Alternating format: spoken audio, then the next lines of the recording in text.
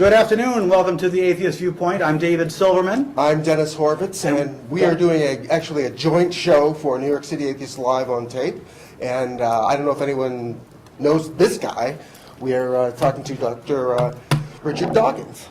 Dr. Dawkins is one of the, actually the most famous atheists. Are you the most famous atheist in the world? I don't answer that kind of question. Fair enough. You know what? We're filming this at the American Atheist National Convention. It's a very hectic time, but we really wanted to just get Dr. Dawkins in a room and just to ask you a couple of big picture questions. You know, you and I both knew Douglas Adams, and I once interviewed Douglas, and I asked him if his atheism had infringed on his career, on his friendships, and he didn't quite understand the question. He didn't think it really was relevant until he moved here to America. Then he got my question. So my question to you, my first question is, how different is it between the UK and America to be an atheist and to be an atheist activist? I think in academic circles, which is the circles that I move in, especially scientific ones, I automatically assume that all my colleagues are atheists unless there's some positive reason to think that they're not. So I would never hesitate to make jokes at the expense of Christians or Muslims or really anything else. I would assume that I'm not going to give offense to anybody, because if you move in academic circles, you're moving in educated circles, most people you can assume are atheists, or at least are used to the company of atheists. How often are you wrong? It's hard to know. I mean, I don't care, to be honest. I mean, it doesn't worry me. It doesn't bother you. It doesn't bother you because the flat earthers aren't a concern of yours. No, that's right. Yeah, as they really shouldn't be. What do you see on a big picture again? What is American atheism doing right, and what are we doing wrong? Yeah. I would feel rather presumptuous answering that question when I don't live here and when I've just attended a few conferences. I have at times been tempted to suggest that American atheists are too preoccupied with token issues like Ten Commandments in courthouses or In God We Trust on the dollar bills.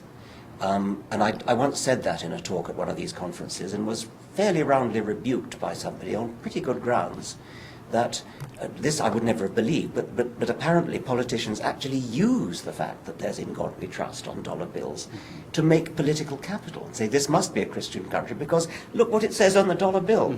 And nobody seems to know that it's an astonishingly recent thing. So I rather climbed down and ate humble pie for my suggestion that it was perhaps rather a waste of time. I still think that I would concentrate rather more on issues such as the automatic right of religious organizations to be tax-free. That seems to me to be a really serious issue in a way that token issues like what's written on the dollar bills is not.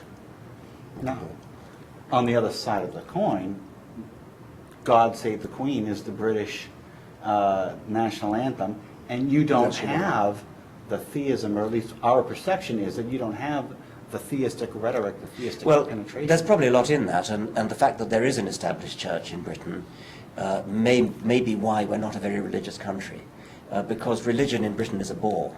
It's not a thing people talk about.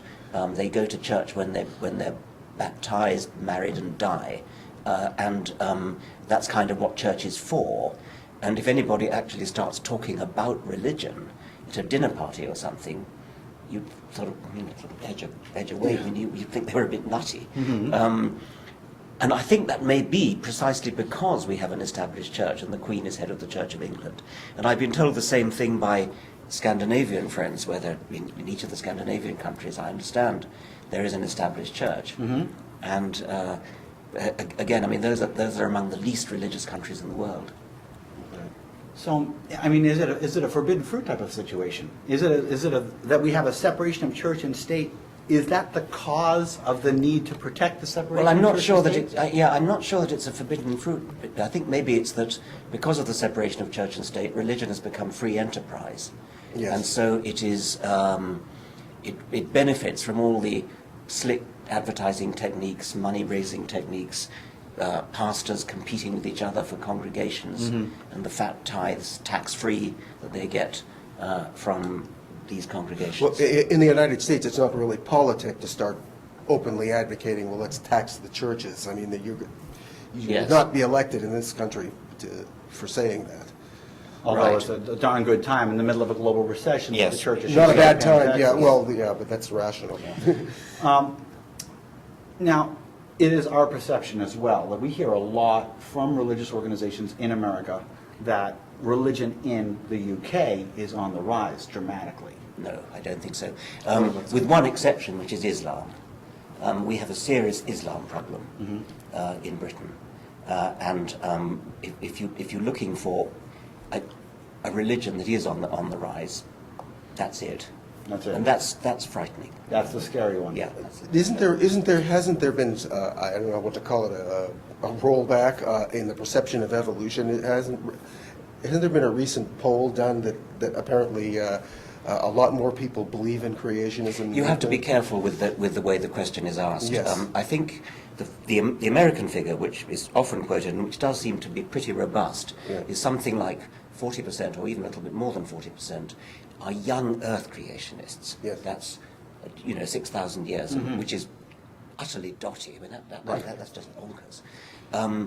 The way the question has been, you can get a similar figure like 30%, 35%, but that includes people who vaguely think, oh, God probably started it off. I mean, that doesn't include, that doesn't mean young Earth creationists. It obviously includes them, but you can't say that 35% of British people are young Earth creationists. Right. You can say that 35% of people, whatever it is, something like that, are not prepared to deny that God had a hand in it, which is a rather different matter. The wording of polls does tend It's to... very important. Yes, it is very important.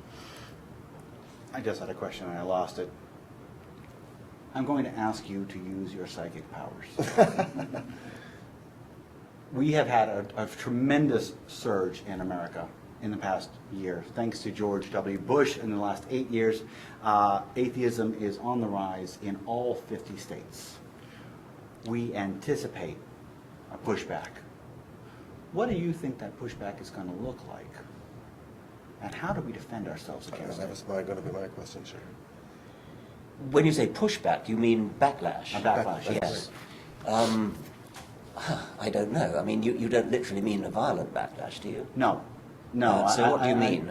Well, if you were, and again, we're just speculating here in the future, but we're looking at the Christian right, and we're looking at the Muslims, and they're shrinking, and they're panicking, and Yeah. they're scared. Yes. Visibly scared, and they're Yes. scared of you. Yes. They're scared of us to a much lesser degree, but they're scared. What do you think we can do to protect ourselves? Let's just forget about what they're going to do. Let's just assume that there's going to be a backlash. What is the best way for us as atheists to inoculate America against such a backlash? Do we keep pushing hard? Do we fall back? What do you think? I would think, again, I haven't really thought about it much, but I would think try to enlist the support of people who are well known in other fields. I mean, it's no good people who are just professional atheists. Right. You want to get people who are respected scientists, film stars, musicians, who, if they're bright, they probably are atheists, but they don't bother to say so. Right. And you need to create a climate in which you can get them to say so. And I think they're not actually positively reluctant to say so. They just aren't going to bother unless you actually go out of your way to ask them the question. And you'll probably get, well, I don't really think about it much, but of course I'm an atheist. I mean, what do you take me for? I mean, that would be the response that I would hope you'd get from people who have brains. What do you say to apathetics? What do you say to people who say, I don't really think about it, I don't really care? Well, I think you have to say to that, it is immensely important question. The question like, where do you come from? I mean, these are the questions that religious people have been asking for a long time, giving the wrong answer, but at least they've been asking the right question. How could you not be interested in a question like, where do you come from? Why do you exist? What's life all about? What's life for? These are intensely interesting questions. And you can give a scientific answer to them. And I think anybody who doesn't warm to that prospect is kind of brain dead. Well, I think lately there's been a kind of a discussion, certainly in atheist circles, about the question of why is there something as opposed to being nothing. And some people, some sources I've read, kind of invalidate the question itself, that it's a completely ridiculous question. Well, I don't know that it's a ridiculous question, but whatever else you say about it, it isn't helped by attempting to give a theistic answer or a deistic That's answer correct, to right. it. It's just, it's either a non-question or it's a very profoundly difficult question. But either way, religion isn't going to help you answer it. That's Right. Are there any questions that you've received that you thought were actually good ones? Are there any challenges to atheism that you've heard that were actually reasonably good questions, thought-provoking?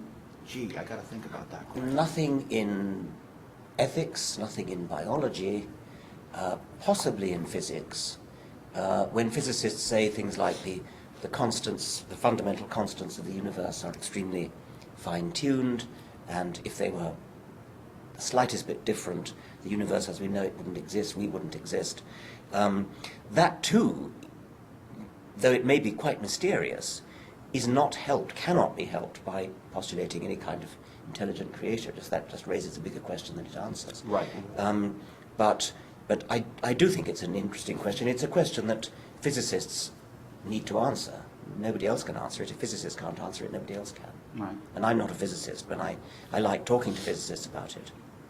I think the question is fueled too, possibly by the presumption that simply because we have no answers at the moment, well, then it must necessarily be, by design. There must be a design. Yes, that of course is right. But I mean, it's clear that in any case that's not an answer to the question. That's certainly not an Right, answer. because where does the designer come from? Yeah. Right. All right, I think our 15 minutes are up. Anything else that you want to ask? I'm fine. I thank you very much for. Dr. Dawkins, thank you very much for Very doing much. the Thank you show. for It's showing up. really a pleasure, and thank you for all you do, and thank you for coming to this convention, and for letting me pester you with all these little different details You've all in hounded place. me. Thanks for watching The Atheist Viewpoint. New York City Atheists live on tape. All right, we'll talk to you soon. Thank you. Bye-bye now. Right. Thank you very much. Thank you. This is probably going to be the most simplest one for you to answer, but what if you're wrong?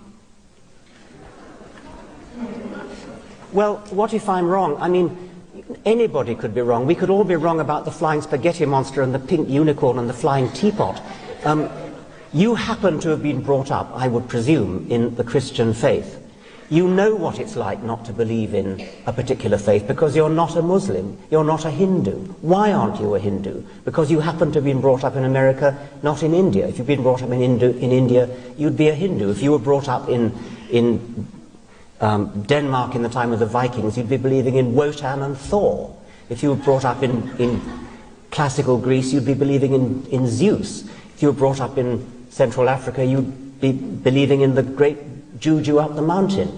I mean, there's no particular reason to pick on the Judeo-Christian God in which, by the sheerest accident, you happen to have been brought up, and ask me the question, what if I'm wrong? What if you're wrong about the great Juju at the bottom of the sea?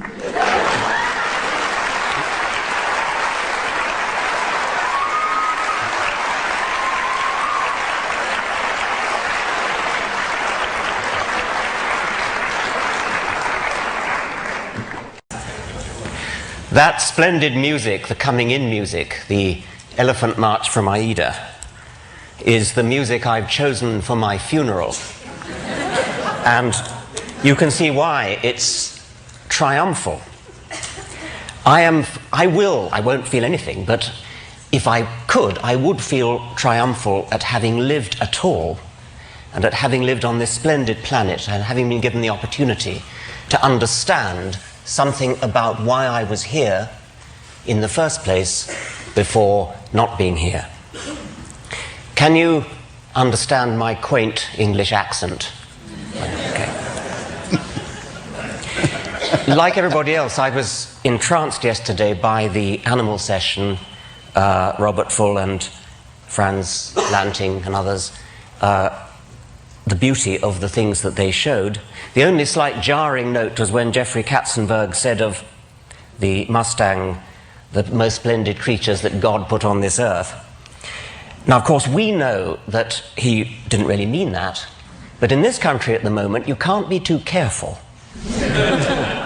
I'm a biologist, and the central theorem of our subject, the theory of design, Darwin's theory of evolution by natural selection, in professional circles everywhere, it's of course universally accepted. In non-professional circles outside America, it's largely ignored. But in non-professional circles within America, it arouses so much hostility that it's fair to say that American biologists are in a state of war. The war is so worrying at present, with court cases coming up in one state after another, that I felt I had to say something about it. If you want to know what I have to say about Darwinism itself, I'm afraid you're going to have to look at my books, which you won't find in the bookstore outside. Contemporary court cases often concern an allegedly new version of creationism called intelligent design, or ID. Don't be fooled. There's nothing new about ID. It's just creationism under another name. Rechristened, I choose the word advisedly, for tactical political reasons. The arguments of so-called ID theorists are the same old arguments that have been refuted again and again since Darwin down to the present day.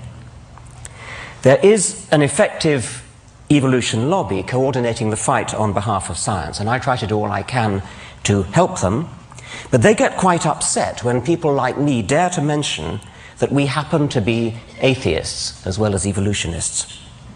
They see us as rocking the boat, and you can understand why. Creationists, lacking any coherent scientific argument for their case, fall back on the popular phobia against atheism. Teach your children evolution in biology class, and they'll soon move on to drugs, grand larceny, and sexual perversion.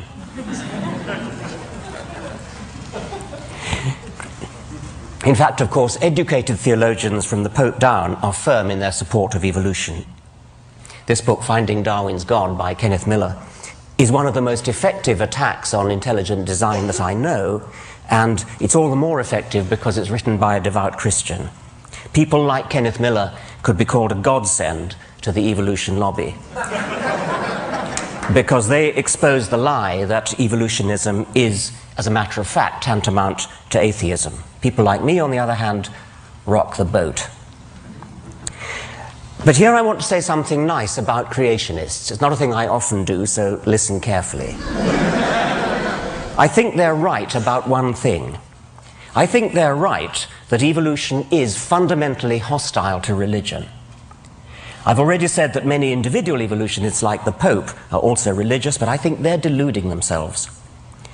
I believe a true understanding of Darwinism is deeply corrosive to religious faith. Now, it may sound as though I'm about to preach atheism, and I want to reassure you that that's not what I'm going to do. In an audience as sophisticated as that, as this one, that would be preaching to the choir. No, what I want to urge upon you, instead, what I want to urge upon you is militant atheism.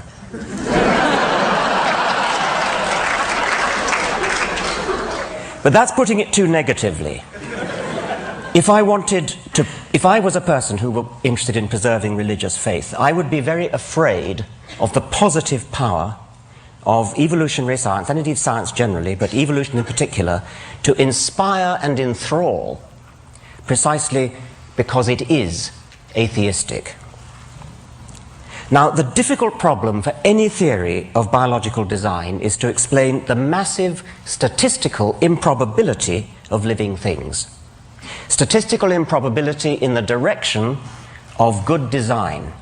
Complexity is another word for this. The standard creationist argument, there is only one, they all reduce to this one, takes off from statistical improbability. Living creatures are too complex to have come about by chance. Therefore, they must have had a designer. This argument, of course, shoots itself in the foot. Any designer capable of designing something really complex has to be even more complex himself. And that's before we even start on the other things he's expected to do, like forgive sins, bless marriages, listen to prayers, favor our side in a war, disapprove of our sex lives, and so on. Complexity is the problem that any theory of biology has to solve. And you can't solve it by postulating an agent that is even more complex, thereby simply compounding the problem. Darwinian natural selection is so stunningly elegant because it solves the problem of explaining complexity in terms of nothing but simplicity. Essentially, it does it by providing a smooth ramp of gradual, step-by-step increment. But here I only want to make the point that the elegance of Darwinism is corrosive to religion precisely because it is so elegant, so parsimonious, so powerful, so economically powerful. It has the sinewy economy of a beautiful suspension bridge. The God theory is not just a bad theory, it turns out to be in principle incapable of doing the job required of it. So returning to tactics and the evolution lobby, I want to argue that rocking the boat may be just the right thing to do. My approach to attacking creationism is unlike the evolution lobby. My approach to attacking creationism is to attack religion as a whole. And at this point I need to acknowledge the remarkable taboo against speaking ill of religion. And I'm going to do so in the words of the late Douglas Adams, a dear friend who, if he never came to TED, certainly should have been invited.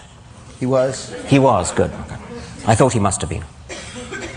He begins this speech, which was tape recorded in Cambridge shortly before he died. He begins by explaining how science works through the testing of hypotheses that are framed to be vulnerable to disproof. And then he goes on, I quote, "Religion doesn't seem to work like that. It has certain ideas at the heart of it which we call sacred or holy. What it means is, here is an idea or a notion that you're not allowed to say anything bad about. You're just not. Why not? Because you're not." Why should it be that it's perfectly legitimate to support the Republicans or Democrats, this model of economics versus that, Macintosh instead of Windows, but to have an opinion about how the universe began, about who created the universe, no, that's holy. So we are used to not challenging religious ideas. And it's very interesting how much of a furore Richard creates when he does it. He meant me, not that one. Everybody gets absolutely frantic about it, because you're not allowed to say these things. Yet when you look at it rationally, there is no reason why those ideas shouldn't be as open to debate as any other, except that we've agreed somehow between us that they shouldn't be. And that's the end of the quote from Douglas. In my view, not only is science corrosive to religion, religion is corrosive to science. It teaches people to be satisfied with trivial, supernatural non-explanations and blinds them to the wonderful real explanations that we have within our grasp. It teaches them to accept authority, revelation, and faith instead of always insisting on evidence. There's Douglas Adams' magnificent picture from his book, Last Chance to See. Now there's a typical scientific journal, the Quarterly Review of Biology, and I'm going to put together, as guest editor, a special issue on the question, did an asteroid kill the dinosaurs? And the first paper is a standard scientific paper presenting evidence. Iridium layer at the KT boundary, potassium argon dated crater in Yucatan, indicate that an asteroid killed the dinosaurs. Perfectly ordinary scientific paper. Now the next one. The President of the Royal Society has been vouchsafed a strong inner conviction that an asteroid killed the dinosaurs.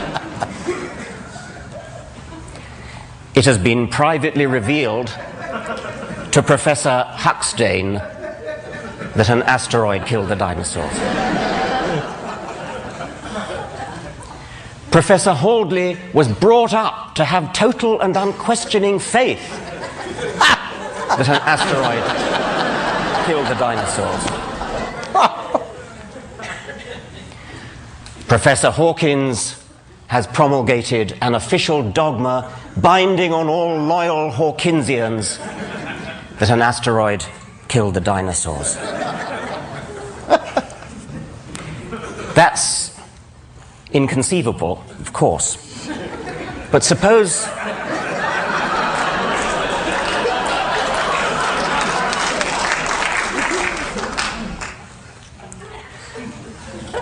in 1987, a reporter asked George Bush Sr. whether he recognized the equal citizenship and patriotism of Americans who are atheists. Mr. Bush's reply has become infamous.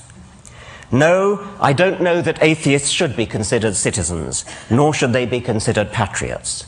This is one nation under God. Bush's bigotry was not an isolated mistake blurted out in the heat of the moment and later retracted. He stood by it in the face of repeated calls for clarification or withdrawal. He really meant it. More to the point, he knew it posed no threat to his election. Quite the contrary. Democrats, as well as Republicans, parade their religiousness if they want to get elected. Both parties invoke one nation under God. What would Thomas Jefferson have said? Incidentally, I'm not usually very proud of being British, but you can't help making the comparison.